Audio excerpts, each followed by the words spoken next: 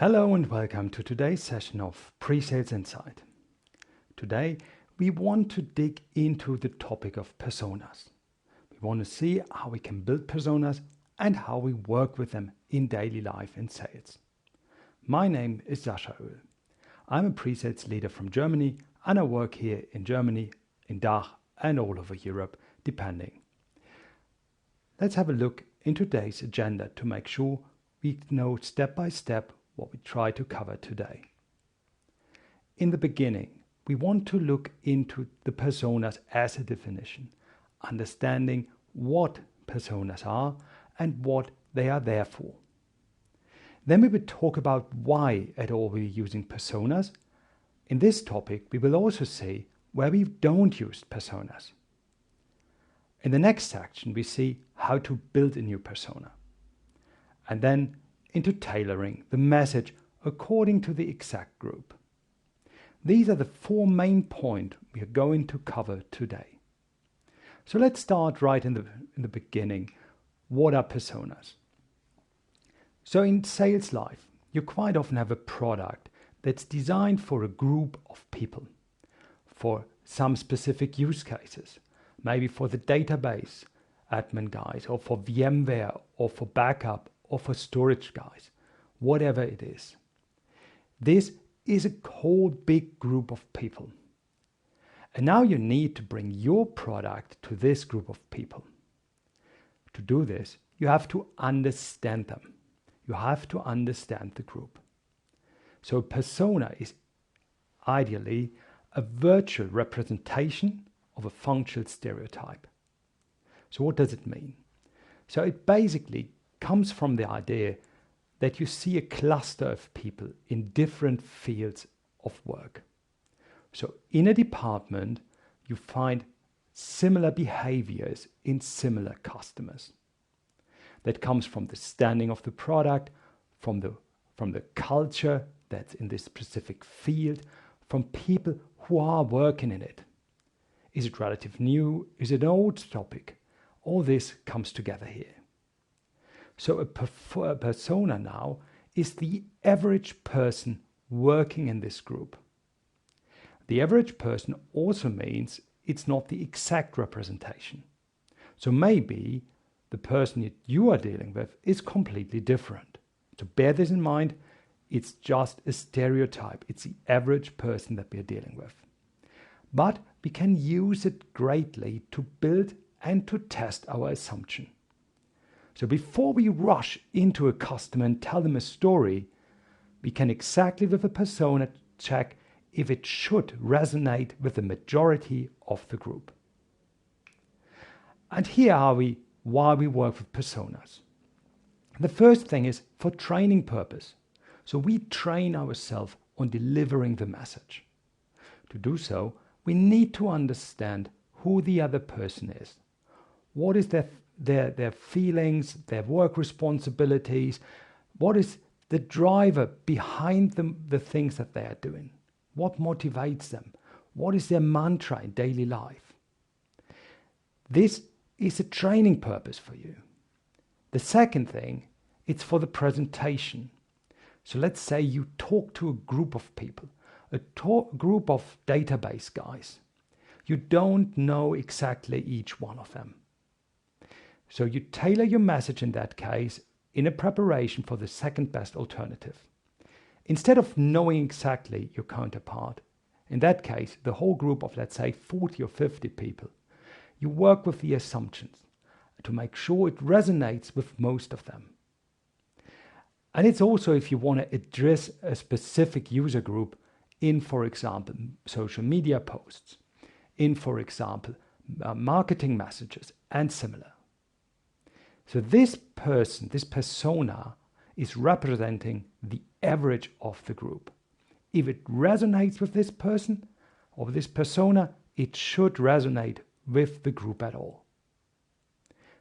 Who crafted the idea? Interesting wise, it all goes back on Alan Cooper. Alan Cooper is from Palo Alto, and he has invented the idea of personas, or he was basically the person who made it popular to improve software development. In before, quite often, software developers simply produced a piece of software to fulfill a task. But with the idea of personas, they were able to tailor the usage of the system, to tailor the system at all and the functionality on the user group, the persona. He's not just the inventor of personas. Interesting wise, he's also the father of Visual Basic, which many of us had touch points with in the past. So he was the brilliant mind who gave us this idea to make it so simple for us to work with assumptions. So why is it needed? Let's look a bit deeper into it. So basically, we've got a product and we want to sell this product to the customer. And the customer has a problem. And if the product and the problem matches, it should be very easy. In reality, it isn't. If it were that easy, we wouldn't need so many sales guys rushing around, convincing people, explaining them how it works, and helping them to make the right decisions. In reality, there's a factor of the user. The user is in between the vendor's product and the problem of the company. If the user is not able to work with the vendor's product, if the vendor's product is too complicated, they will look for another solution, for an alternative, even if the vendor's product would be a great fit for the solution for the problem at all. So bearing in mind not just the problem of the company, but also the behavior of the user is super important. When we build our personas in a few seconds, we will see exactly why. Before we build the personas, we need to have some requirements. So what do we need? We need a definition of the target group. So we need to understand who the persona should represent. We need to understand the roles and responsibilities of this group. We have to have an understanding of drivers, problems, patterns that are there. You can grab it probably from Gartner, from IDC, or some other analysts. And you have to understand the technology aspect and the ecosystem that this person is dealing with. Is it an isolated island, this group? Or is it working, interacting with a lot of other people in the company? How does it work? You need to find this out to make it an exact fit. With all these things, we have generated basically a very complex group.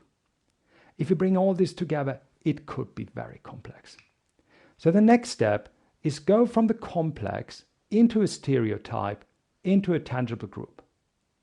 This will help us to tailor our message to the exact needs of the others. One of the first steps in building personas is to understand drivers. Drivers are the things that make us move. So why are we doing things? What is our purpose in the job? Where are the things, the KPIs that we are measured on? We need to understand this because this is driving our other person. Some people simply want to have an easy life and stay at home. Others want to do the challenging stuff and innovating new things.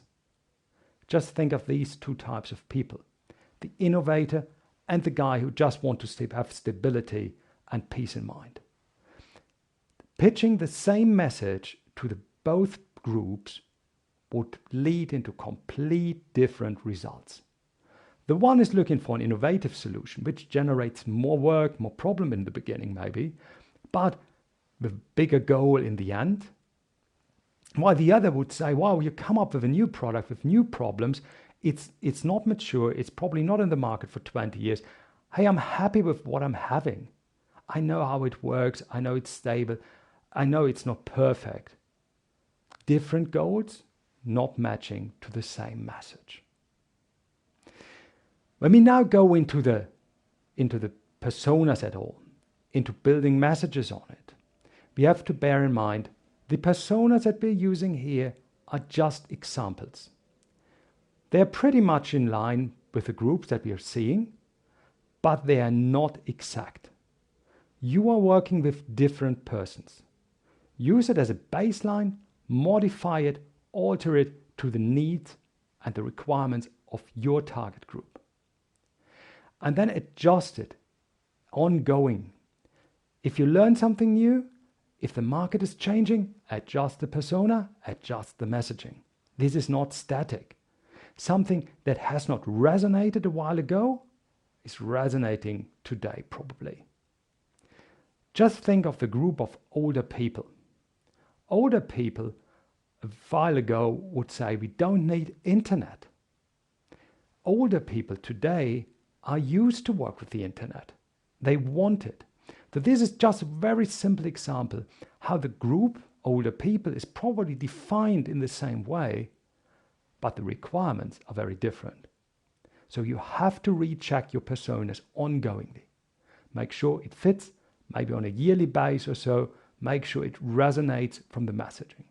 When you get feedback, put it into your consideration and maybe change personas or the messaging directly. Let's look into some examples. First example we are seeing is Corinna here. Corinna is a CIO of a company. So we checked a bit into it. Yeah, we found out she studied in IT, she worked in virtualization before, and she's located in the Düsseldorf head office of the company. When we would ask Corinna, what's the purpose of her group, her role, she would probably say, keep business always on. She feels that she is the backbone of the business. Without her work and the work of her department, the whole company would stop. Production would stop, sales would stop, the company would go bankrupt. And she has some job needs or measurements that she's measured on. An infrastructure that runs business 24/7. Efficiency in the architecture for competitive pricing, so not going super expensive, but always keep in mind 24/7 operations. Automated environment for higher quality and less people dependency. So if we look into her, what is driving her, we will see that price is a big driver, but probably not the biggest one. If her solution is a bit more expensive, she can explain it. But if her infrastructure is cheap, but it's not working 24/7, no excuse. So security is on the top of the list. On the other side, ease of use, time to market, functionality, performance are just lower values. Everybody wants it. No one is saying I want a solution which is not performing and not functionality and with a long time to market. But if she has to make a decision, and here it comes, decision, she will focus on security and price. Her personality, when she comes to making decisions, in her case, is she's a bit extrovert. So she communicates with others. She's an active person. She is driving change.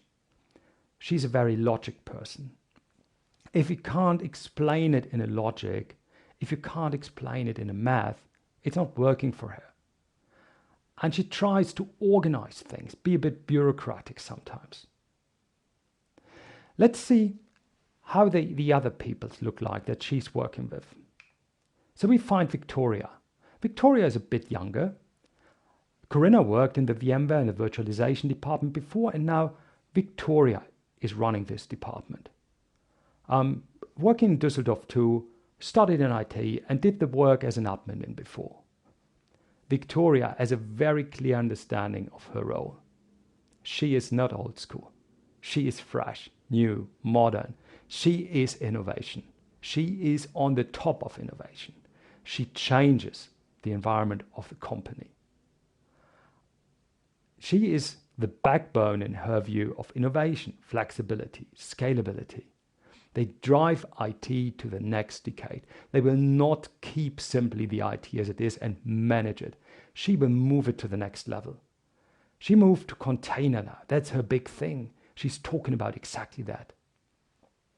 She wants a fully integrated solution. It needs to work with the infrastructure. It needs to work with the VMware ecosystem. She wants to use the software functions of VMware. She trusts in that software. She wants to realize it today. Don't tell her that it's something that's coming up in 4 quarters, 6 quarters, 8 quarters. She wants to do it now. She is on the top, on the forefront of innovation and automation. Victoria don't want to do things by hand. She wants to automate it. In her view, price for the infrastructure is not so important. If it's performant, if it has a functionality, if you can automate it, this outperforms the price. Because in her view, she's looking into the innovation that she can bring into the company. She's extrovert, she's active, very logic and innovative.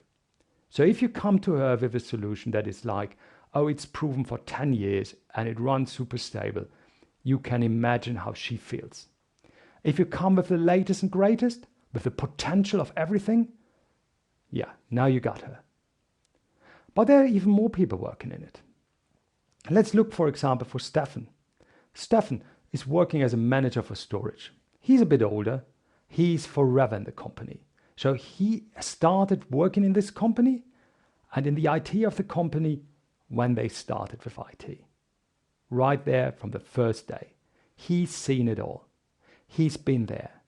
Right from the beginning. He moved IT from centralized mainframe IT to decentralized. He was there. And he tells you storage will always be the heart of the IT. If storage is down, nothing matters. He wants to have a stability in the storage system. Storage functionality for open choices. Yeah? Data needs to be secure and protected for him.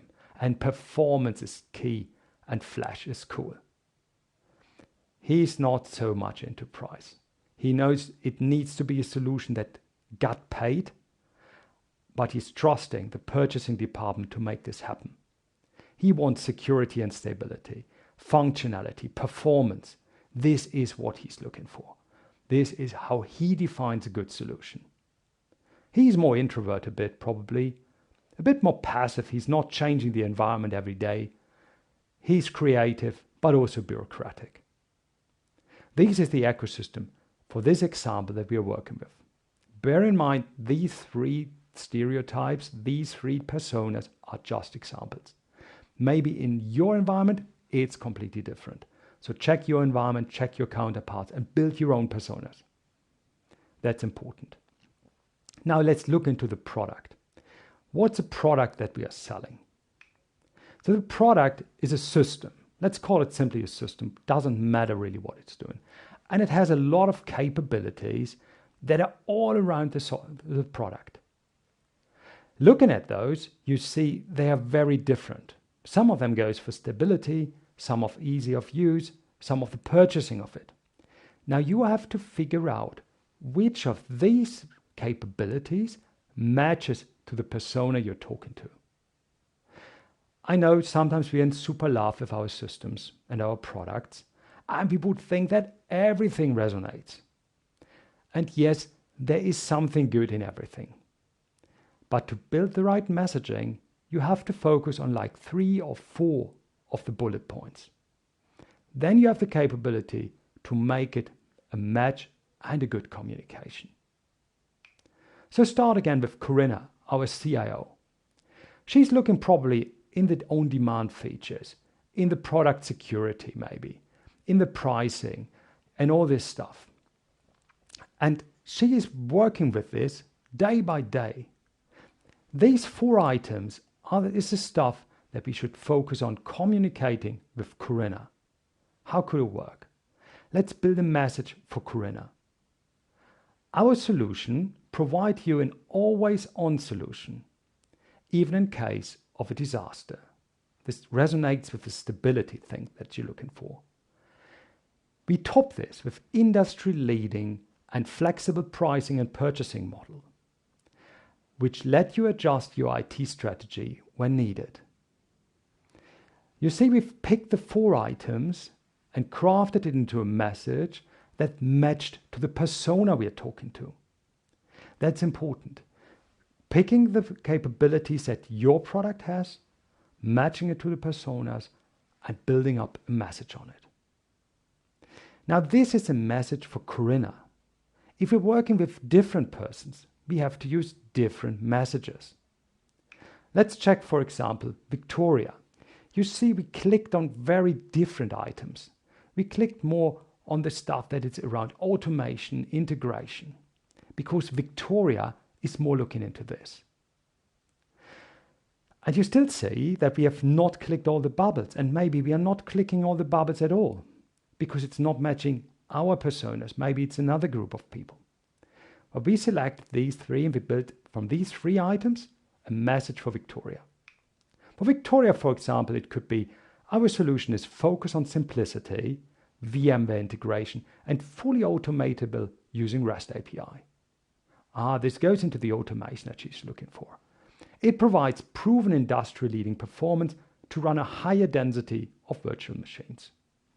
It gives her an idea that we can help her infrastructure to be more efficient, to be better integrated into the ecosystem and move forward. And you see also that we are probably not matching all of the ideas of Victoria. Maybe our solution is not providing an improvement for everything. Maybe it's simply like for like to the existing solution. But here we pick out the things that we feel matches best to the persona of Victoria. Now let's look into Stefan. At Stefan's case, we selected some more, 6 items at all, but if we look into it, we can consolidate them in a messaging for him. And you see, we picked very different ones. How could we work with Stefan, for example? For Stefan, it would be probably, the solution is designed for robustness, reliability in the machine, and easy to use reliability across data centers. Secureness, stability, that's what was he looking for. It is built of latest storage technology like NVMe, most efficient application algorithms, and proven performance. This goes into the features that he feels is cool, like flash, like storage features, and. Best of all, it's easy to use and to manage. So also his daily life is not getting too complicated. Maybe this resonates with him, maybe not. You have to find out. If you have this message and you go out to a customer, don't expect him to be 100% in your message. Talk with the customer. Find out what's his driver in his moment. Now, how could we move forward? So the very next step before rushing into a net new account is to check it with a customer that you know. Go to a friend working in a existing customer base. Tell them like, look, this is pretty much what we feel resonates into the group of people. Let them give you an opinion. Mostly they are willing and happy to share their ideas with you. This will help you to tailor the message. The next thing is tailor it, as mentioned before. When we talk about tailor, it's not just about bringing out some topic. The stuff that we worked before is basically the skeleton of the message. Now we put something more around it. Know, feel, do. It's based on a book of 7 habits of highly efficient people. So when we communicate it, we don't want just to send a message. We want the other person to know something, like we are supporting the environment. We want them to feel something. You're forefront of innovation and you are safe. And we want them to do something. Look into it, do a POC. Check out and buy it. We want them to do something. Make sure that the message that we are sending is not just an information. Make it a know, feel, do to make efficient communication. Frankly, in this step, you will craft a message where we get a bit more complicated. Now we need step number 3, simplify the message. Simplify the message. In the end, the customer don't want you to read out something. The customer want to hear you. So make it in your words, simplify it, put it in your words, communicate it to the mirror, communicate it to your wife, communicate it to another person in another company, to a colleague, until it feels natural to say it. Shape it. It needs to match you. You are in the forefront of selling. Now we come to the finishing. And the finish is a homework again. So the homework would be build 3 personas for departments or functions you are usually working with. So think about what are you selling? what are the departments and functions that they're usually dealing with, and build a persona for this group of persons. Then build a message for one product in your portfolio for each of those. So pick one product and build a message for each of the 3 personas. And then test 2 of the messages you like with a customer. Check it out with them. And then start tailoring it. And you will see it resonates, it makes your life easier, and you can move forward quicker. So the summary was, we talked about what personas are. We talked about why we use personas. We talked about how to build them, and adjust them. Tailor the message as a 4th step. With these 4 steps, you will have powerful personas that will help you to have a very clear messaging to your customer for your product. Have fun using it.